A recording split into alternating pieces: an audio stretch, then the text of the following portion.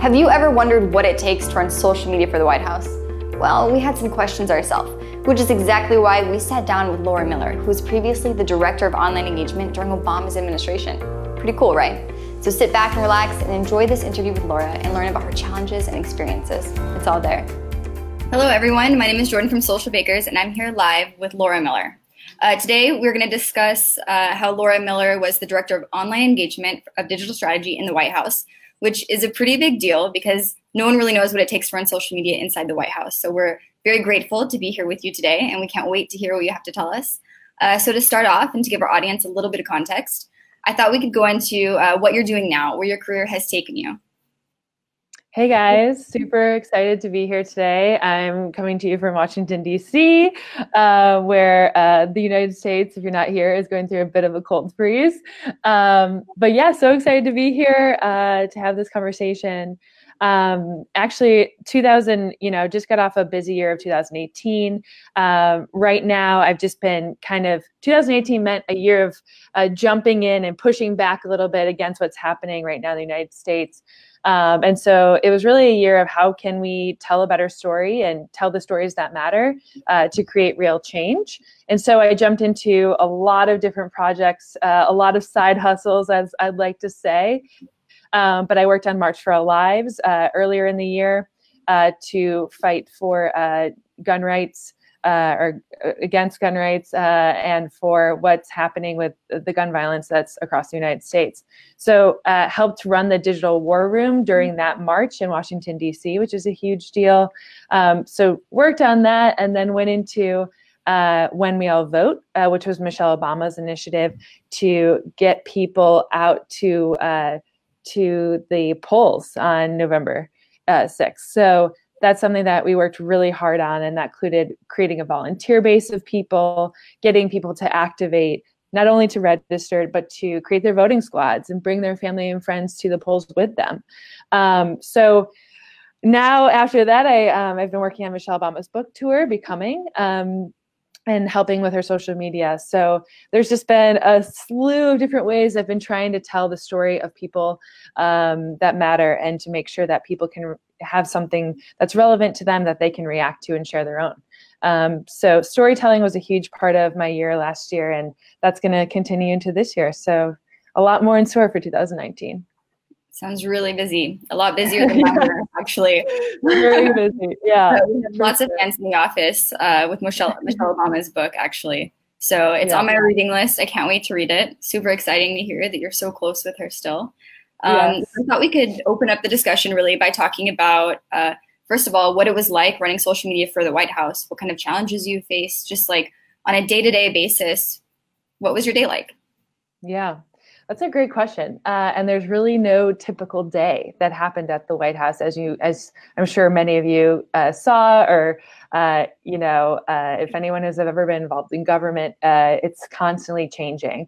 But the theme of the White House being the people's house was one that we consistently reminded ourselves on a daily basis. It wasn't just about us being there, kind of in this bubble. It was about how can we bring the issues and what's happening here directly to the people, especially those who can't come here and see it for themselves. So we knew that was an approach that we needed to reach people where they were. So it wasn't always asking them to come to us, to come to our channels, because there was a good amount of Americans that did not follow the White House or President Obama. And so it was, how do we take the issues that we're working on and bring those issues to them? So a huge part of it was experimentation. So, from 2008 to the end, there was a lot of different platforms that were popping up. If anyone even remembers Meerkat, that was one that kept coming to my mind.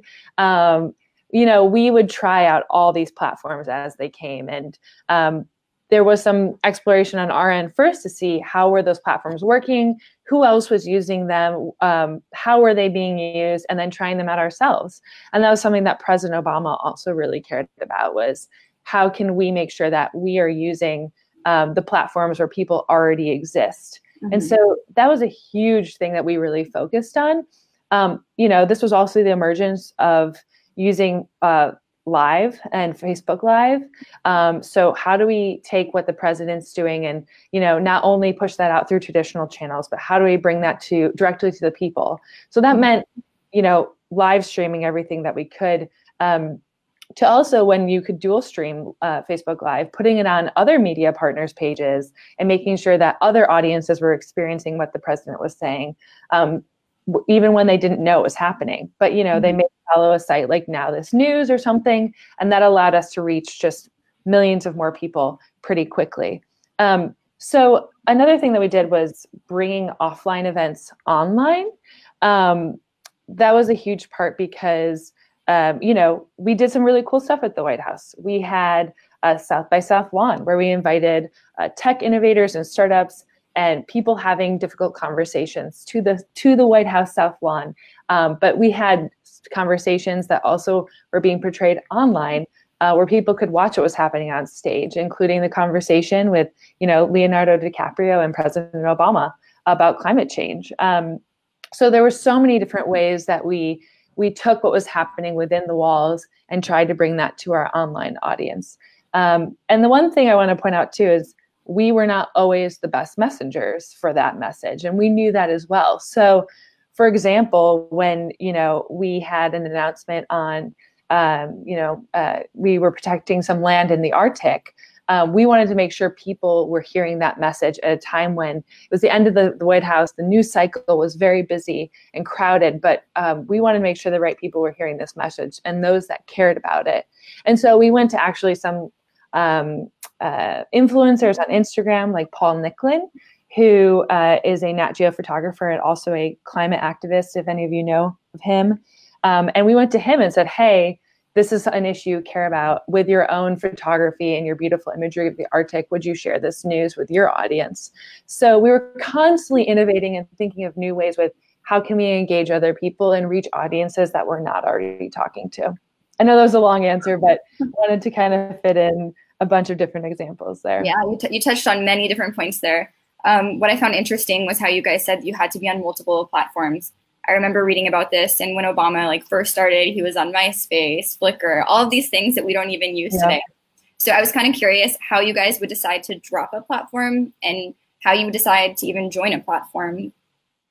Yeah, no, that's a good question. And, I think you got to remember at the White House, things are happening so quickly, but you also have a deadline. There's this looming deadline that's constantly coming, and it's going to come. So you have to think on your feet, how can we move as fast as possible?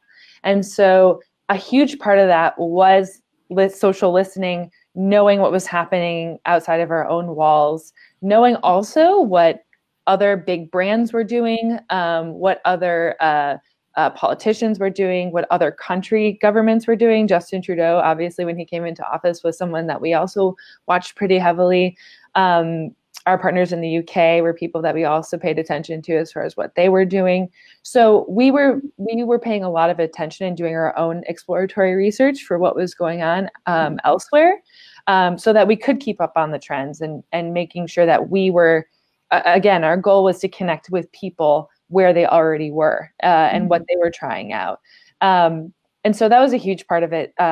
We actually, our office spearheaded my boss, Jason Goldman, who was formerly of Twitter. A huge thing that he brought in was bringing in some of these larger brand names and people who are doing really innovative things to come in and actually meet with us in the White House every now and then to share insights and things that they were doing in order to make sure we were as educated as possible and to make sure that we were doing, what was necessary to keep innovating and to keep inspiring through different channels. So there was no real process of doing it. Obviously, there was some legal involved sometimes, and anyone who's worked in government probably knows this. There's a lot of red tape sometimes, so that did sometimes make or break our decisions.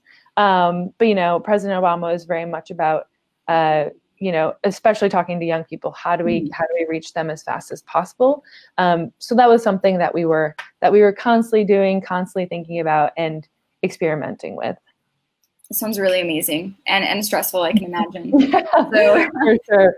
With all of the content coming in, I think marketers can also relate to this. There's so many different topics that you can cover. I imagine for you, the pressure was even, worse. So how would you determine what kind of content you guys should cover versus what maybe you should leave a news publisher to cover? Yeah, that's a great question. Working in the Office of Digital Strategy, which was like a team of about 15 of us, give or take. So yeah, it's pretty small, but you have to remember there's all these other offices within the White House that are developing policy, that are working on the issues. But we also had a communications and press shop. So we worked very, very closely with them, even though we were not in the same office. We worked closely with them to make sure that we were all on the same message. So there was kind of like a message of the day, or what was in the news cycle that day. The most powerful messages are when we were both communicating the same things, that's also, what the president was saying and what he wanted to say or thought was important. So all of that was pretty aligned. So yes, while we were in the digital office, we paid very close attention to the traditional press as well and what they were talking about and what mattered. So we were kind of on top of all of that while we were watching Twitter trends all day and paying attention to that. Especially when there was more rapid response mode that we had to go into. We were also following what the press shop was saying and what the communications department was doing. So that tended to really sway what we were going to say that day. We had morning meetings, our check-in meetings and checkout meetings. So I know that's probably something that's not typical for a lot of teams, but because we were moving so fast, our small team constantly had to be kind of in sync with what was going on. And I think a lot of people probably think we had this, all these tools at our discretion, but again, it's, how we worked internally, which Slack, started becoming a thing, but it still wasn't approved by government, so we couldn't really use it. So email was a huge way of how we kind of monitored all the messages that were going out, and the team was constantly aware. My boss too, the interns were aware of what was going on and what we were saying that day. And the White House channel was millions of people, so we had to be very focused, and we knew that on what we were talking about from the White House channels, and then also what the president, the first lady, and the vice president were saying as well. Wow. So we have some questions coming in. So if you don't mind, I'm going to pull some from the comments. Let's do it. And for everyone watching, don't be afraid. Leave a comment. We'll try to answer it. If we can't answer it during this discussion, we'll try to go back and answer it after. So Amanda Ellen, thank you, Amanda, asked a pretty interesting question. So she says, "Hi, Laura, squeals in fangirl. I'd love to hear your thoughts on the impact of politics on the social landscape from a back-end user point of view. In my position, I feel there are major obstacles and would love to know what measures you've taken to overcome them." And she later clarifies in another comment that she's talking about features changing and constantly disappearing. Yeah, especially the Facebook algorithm, which, never seems to, it constantly is making our lives busy. I totally understand that. And it's working in social media, making a career of social media, it definitely feels exhausting. I think we all feel that. I mean, to say that it's not I think would be a lie, or you're not doing it right. So I think that's a really important, I'm glad you brought that up. I think it's really important because we do have to follow what's happening. We have to know what's going on. Actually, Social Bakers, I think, does a great job.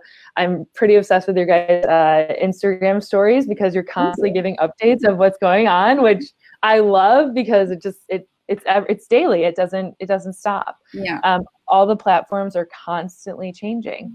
So it is being aware of what's going on. You have to be. I'm actually in like a couple Facebook groups with people that are in the kind of progressive space in politics, which I love because it creates a space for open discussion about questions you have, issues you're experiencing.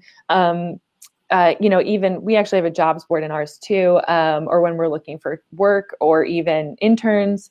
But it's just a really helpful space to talk about the trends, get immediate feedback from people in your industry. So I would recommend that if you're not a part of one, there has to be one in your industry. And I would just start Facebook searching for those groups. That's one way that I continually keep myself updated on what's going on.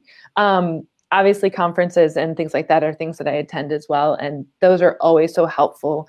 But no matter what your industry, I think you also need to look outside of your industry.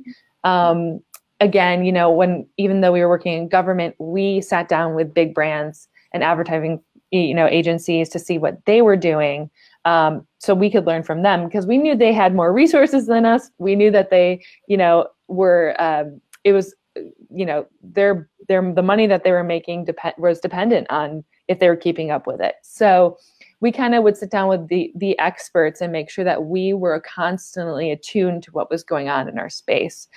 So it's a hard thing. And, that's also why social media can sometimes feel a little bit like a burnout job, because you're just constantly having to stay up to date with the trends, and not only what the platforms themselves are doing, but like what is happening online. What are the trends happening on Twitter? Am I missing something?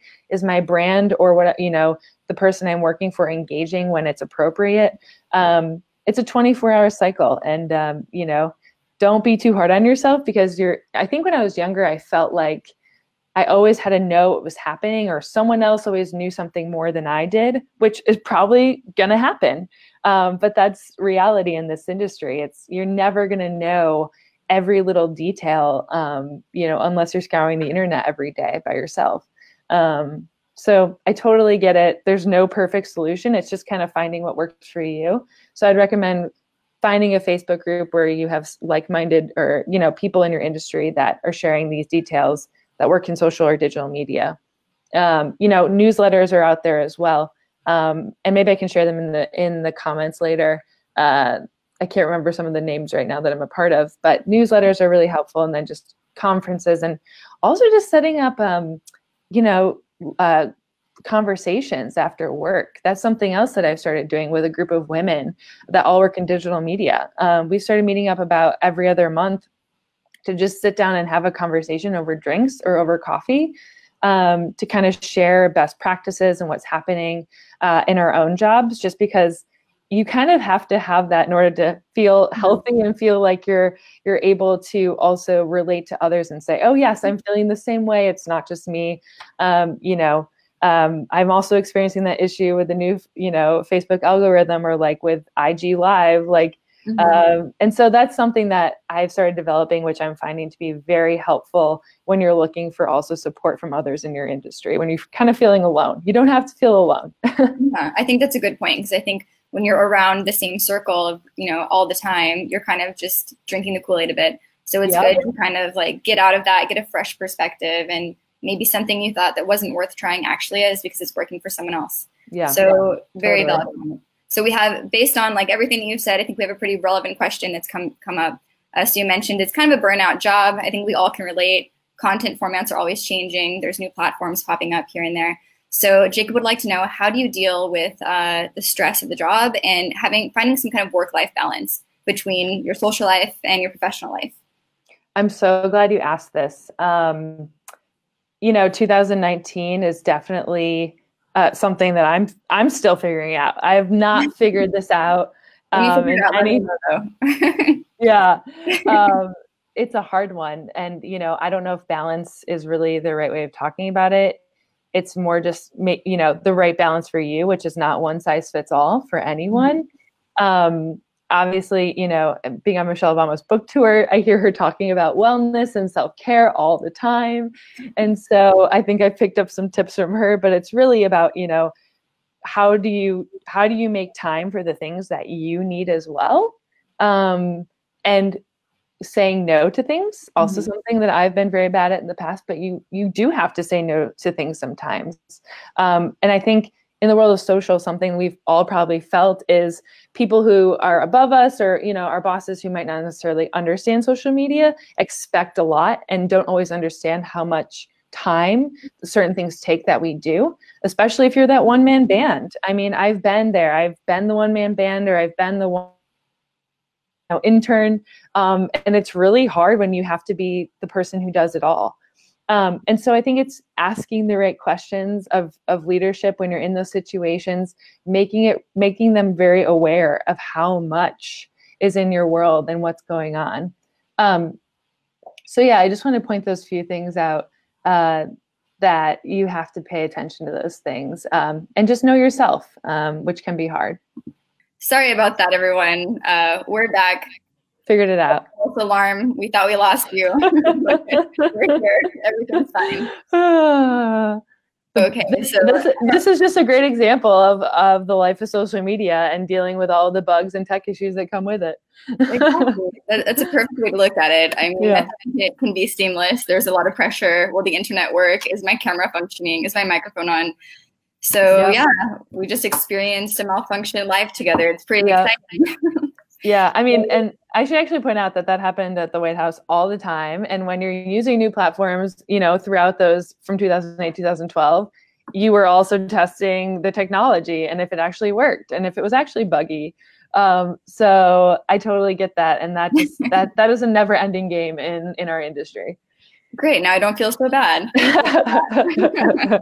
So where were we? I think we were talking about how you balanced your professional life with your social life, and how you were just learning that you need to be able to say no more often.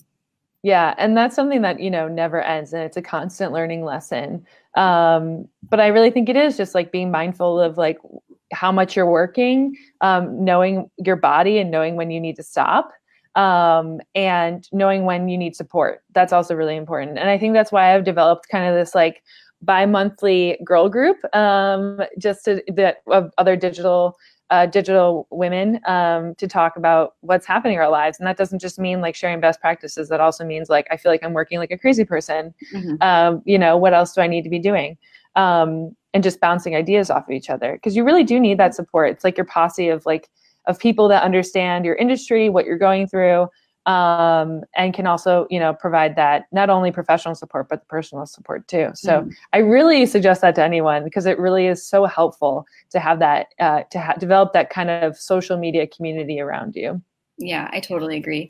So what I really wanted to discuss was how your team was set up, because I know social media teams in general, they're still kind of new to business. And I think businesses are still facing the challenge of how do we divide up tasks? A lot of the times people only have one social media manager that's responsible for managing communities, as well as editing photos in Photoshop and publishing. So how did you guys divide up tasks and say like, okay, you're responsible for this, you're responsible for this? Or was it just fluid? Were you guys all kind of working on everything? I'd be interested to hear about that. Yeah, that's a great question. And I personally find this really interesting. I've worked on a number of different teams now, whether that was like March for Our Lives, where we had to build something within a month and have a war room, or the White House, which was like a, longer term structure, but we kind of figured it out as we were going and changed as it went. So in the White House, and again, not one size fits all for anyone of how this works. It's kind of figuring it out as you go. There's no right answer. For us, we were kind of broken into smaller teams with a lead for each. So, we had actually the video team that was housed within digital strategy. So we had about 3 or 4 people that were doing video editing, but also were on the road and shooting. So they were a very big core part of the team. And then we had the social team, which was my team. We had a couple other people. There was 3 of us total that led social, and that was really figuring out what the messages were of the day, making sure that we were splitting up the work with who was drafting content, and then what assets were we using? We had a graphic designer, one, which is crazy, but we had one graphic designer. We had a UX designer. And then we had kind of a whole other hub of the team, which included people that were more long form writers. When Medium came about, that became a huge thing, and kind of went alongside the White House blog, which was really big at the time. And then we had a site called We the People, which was our petition site, and kind of needed full-time support dedicated to that. And then we had, some developers and people kind of working on special projects.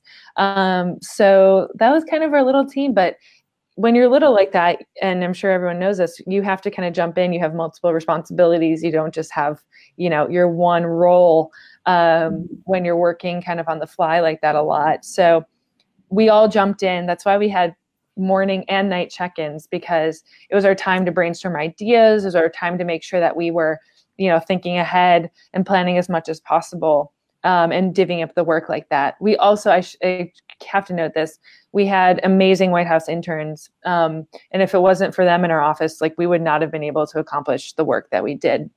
So we relied heavily on them as actual, people to help us produce work and to write blog posts. And, we didn't treat them as interns really, which I think it was a huge part of the experience. As a former White House intern myself, that was just it was a program that we were able to integrate them heavily into the team and have them work directly with us. So the teams really vary.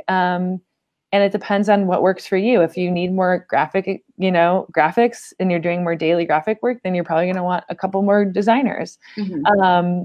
So we worked very hard. So don't forget that we all had a deadline, and we all were there because we supported Barack Obama and the mission that he put out. So we worked hard and worked, to the last day. But there's a good amount of people that came in and out of the Office of Digital Strategy that, that loved what we did, but it was hard to stay the entire time because of how much work was involved in the hours that were involved. Yeah, one of the most interesting things, I was reading about Obama's presidency, just trying to prep myself for this.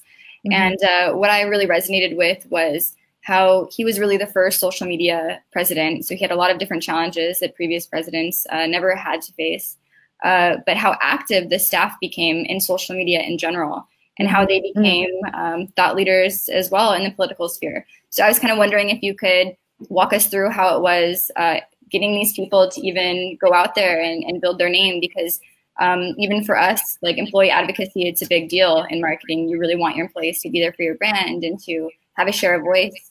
So was that something people were willing to do? Did you have to kind of coax them into it? Yeah, so what we called the White House tweeters, it was those handles of their name and then 44 at the end of it. We had a good deal of those towards the end, which in the archiving process of social it took a long time to archive all those accounts. But it was an awesome idea. When you have such a large channel and you can only push so many messages from it a day, it's kind of what this sprung out of, was allowing more experts and more voices to be a part of the conversation. So it wasn't just one or two channels, the White House, the president, vice president, first lady. There was other experts. There were issues that people really cared about. So for example, if someone was just focused on immigration issues, they could follow the Domestic Policy Council Director Cecilia Munoz, where she would be talking more about those issues directly, or sharing resources and information in more real time. So people didn't have to go scour the website or call the press office all the time to figure it out. So it allowed us to not have to clutter the White House feed. Clutter, I say that in a, loosely, by just saying that we were able to push out the bigger messages of the day that we felt were important and aligned with what the president wanted. And allow all of these other voices to be a part of the conversation. I will note that doing this, we had a discussion with each person before this happened. They went through a legal briefing. It was really important to say, hey, we're going to set you up for success, and then it's kind of up to you what you do. And if you break the rules, then your account will go away. So it was very clear what they were set out to do. But also, if they did well, we would retweet them from @White House, and they would get more followers and more attention. So it was always on best for them to do it, because then they could get their voice out there on the issues that they cared about most. So it really did work. And we also had a leaderboard that we gave them every week. We highlighted tweets that we thought performed very well. And then we also had a tweeters list, which allowed people to see the messages of the day. We would provide draft tweets and things that they could use if they felt like they didn't, have anything to say that day, or just didn't think they'd have time for it. So we created many avenues for them to engage with their own audiences on Twitter, and didn't put all the work on them. and rewarded them when we felt like they were doing a good job. Very cool. We have another question from Andrew. Thank you, Andrew. So he asks, hey, Laura, how did you handle the waves of sentiment and engagement on social handles? So I guess this is going into the community management realm a little bit. Yeah. I always wish that we could have responded to everyone. Unfortunately, that was really hard to do. And I think that's something that, government is still figuring out, at least in the US, is how do we better respond to everyone?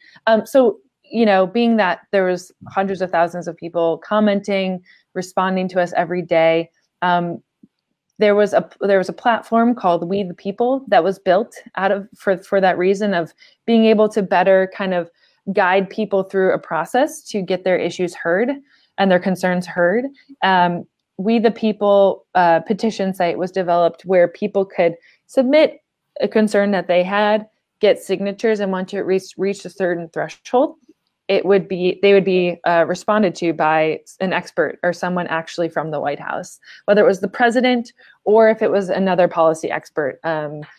That was a way of kind of guiding people into a place where we knew we could respond instead of trying to respond to the hundreds of thousands of comments. Because as you know, we had a small team. We didn't have a large team where someone could just dedicate their time to doing that. Mm-hmm. So we had to kind of get creative with how we did this. Another way of engagement that we had, Twitter chats were still very popular.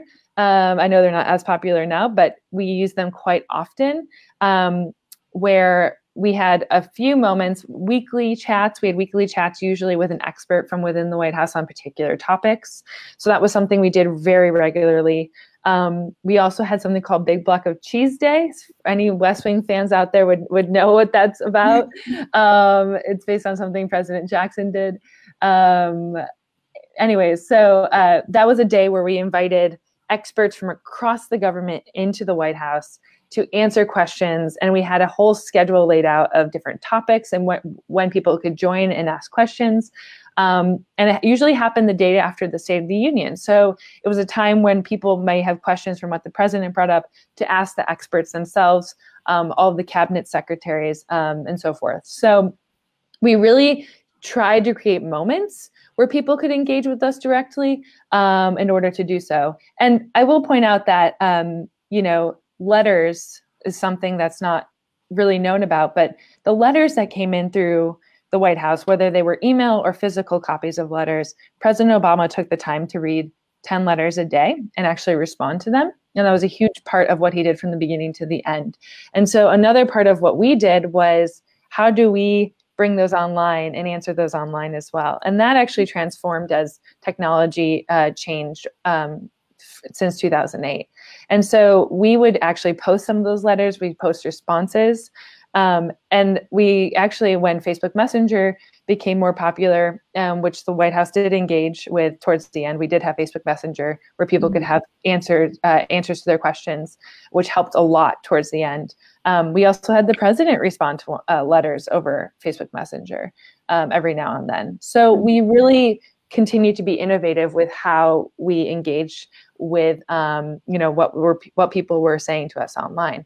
But it changed over time. I mean, there were a lot of technological changes between 2008 and 2012. So it was kind of a learning experience as we went, and how do we continue to improve? So it constantly changed, and we constantly tried to figure out the best ways of doing it. I wish we had some magical tool that helped us, or even had like Salesforce or something, but unfortunately, none of that ever happened. So we had to get creative.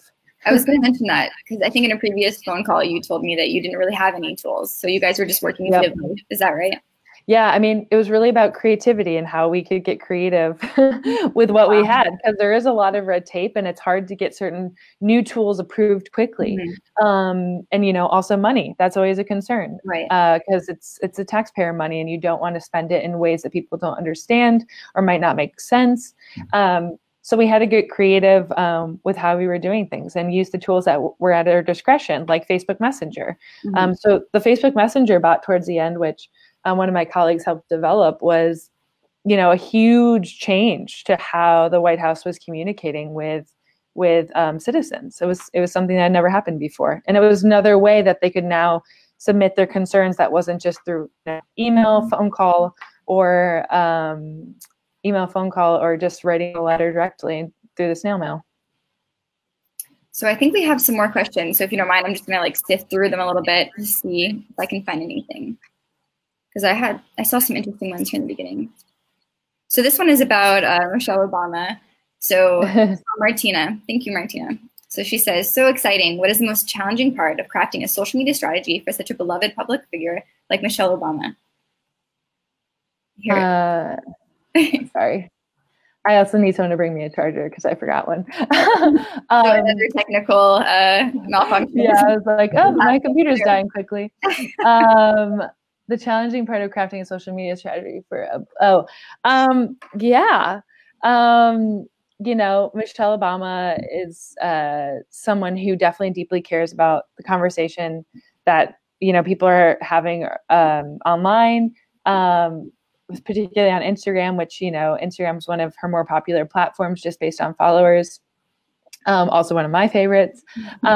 So yeah, that's also a constantly changing thing, but it's really about how are we, deepening the conversation, sharing tips and tricks, and not just, what she's doing, but it's building community as well. It's all those things. But yeah, there's, I don't want to share too much because there's a lot coming up on her book tour. So this is a hard one to answer. Yeah, but it's how can she be an uplifting person, like she is on person, also to her online audiences, and including those who can't necessarily be there at her shows or be there to meet her in person. But how can she bring herself online to her audiences as well? Super cool. So I think we are going to have to wrap up here. We're in this room for a little too long. Oh, I saw the person poking their head in the background. Disgruntled. Yeah. So we're going to have to wrap up. But it's been a really interesting discussion. Thank you so much. I think you shed light on something that a lot of us have no idea about. It's still a fairly new and exciting landscape. I mean, digital media is just starting to evolve. So I think that we have a lot to look forward to. And it was really great having you here. And for everyone listening, we will try to answer your questions in the comments. And Laura, it'd be great if you could offer some of your advice that you had on the groups that you follow and some newsletters that you subscribe to. I think that'd be really great. Yeah, totally. I'd love to do that. And especially because this is kind of my 2019 endeavor is, creating more of that balance and figuring it out. So thank you guys. This was so awesome. I loved answering your questions and sharing insights amongst each other. So thanks so much. And Jordan, thank you for hosting this. Thank you. All right, everyone. Thank you so much for tuning in. If you'd like to hear more about Laura's experiences, you can check out the video below where she talks about the power of storytelling in the White House. And as always, don't forget to hit that subscribe button for more great tips and social media content.